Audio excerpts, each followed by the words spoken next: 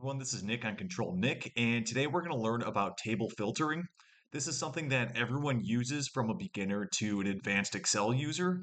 Stick around for the next couple minutes because we'll go through a short tutorial of how to use table filtering. Let's head on over to the workbook. All right, so we're officially in the example workbook. Now, before I actually show you how you can filter your data in Excel, I actually want to talk a little bit about what data filtering really is. Data filtering is if you have a medium, small, large data set, it doesn't actually matter the size of it, but you have a data set that has columns, and under those columns, you have different values.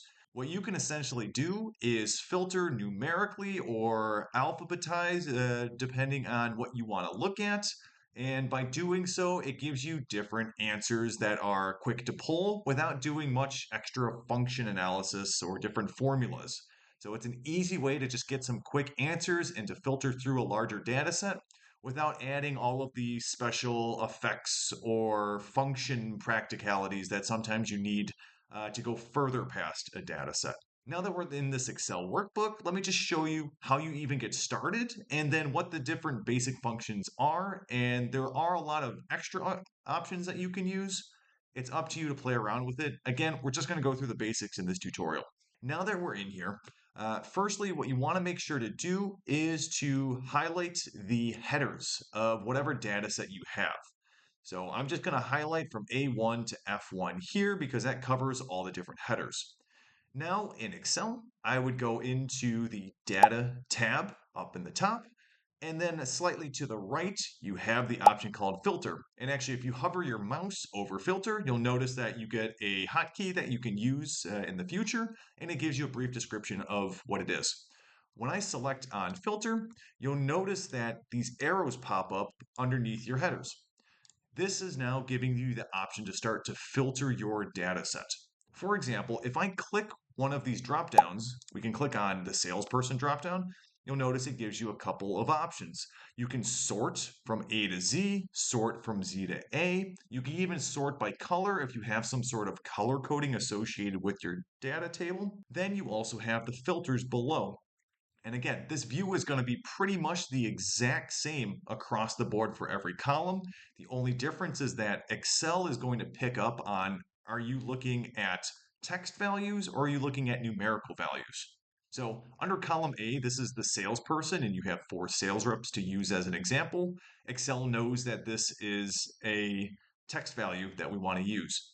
But under column D, for example, when you click there, you'll notice that the wording changes at the top. It now asks you to sort between smallest to largest, largest to smallest, still by color, but you also can filter numbers by using different formulas or different equations. So some really cool practical use out of being able to filter data sets, and I would advise just playing around with it. Let's do a quick example as well. Let's say you just want to see what are the total sales for Bob in this data set, right?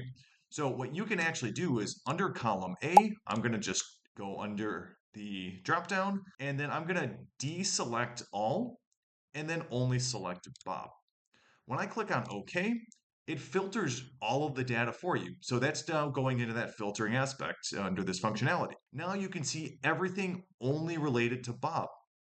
What you can do under column F, where we have the total sales, if you just hover over all of that, you'll notice in the bottom right corner of Excel, it's letting you know that Bob has 12,245 sales. What's also really cool about data filtering is that maybe you're interested in this total for Bob, but what if you're also interested to an extra specific characteristic in the same data set? So although we have funneled down to Bob specifically, maybe we actually are interested in Bob specific to keyboards, for example, under the product column in column B. Well, you could do the same thing as column A. Rather than only stopping here with filtering by Bob, you can actually select the drop-down under product, and then you can deselect again, and then select keyboard. Now, keyboard is just an example. You can multi-select if you want to, depending on what you're interested in. For this, let's just only have keyboard selected. When I click OK, it then filters down even further. It looks like there's only 2 rows that are Bob keyboard specific. And again, then you can see that when I hover over both, the total sales are 950. Also, a really cool functionality is you can clear all of these different filters quickly as well. There's two ways to clear filters. One is to select the dropdown, and then you can do select all. But that might take a while if you have a few columns and you start to filter a few of them. An easy way to reset everything is I'm just going to click away. Under data, to the right of filter, you have clear. If you click clear, it resets all of the different filters for you. So you don't have to individually select all again, especially if, let's say, you have 100 different columns. It takes a while to pinpoint where is this filtering actually taking place. That was actually it. It's a very quick video. There's a lot of cool ways to filter tables in Excel. Feel free to play around with it. And again, feel free to use the Excel workbook that I've attached in the description. And as always, thank you so much for taking the time to watch the video. If you found it relevant, please consider liking and subscribing. It really helps. I've also got 2 extra videos that'll pop up on screen that I find relevant to the video that we just looked at today. Thanks as always, and have an amazing day.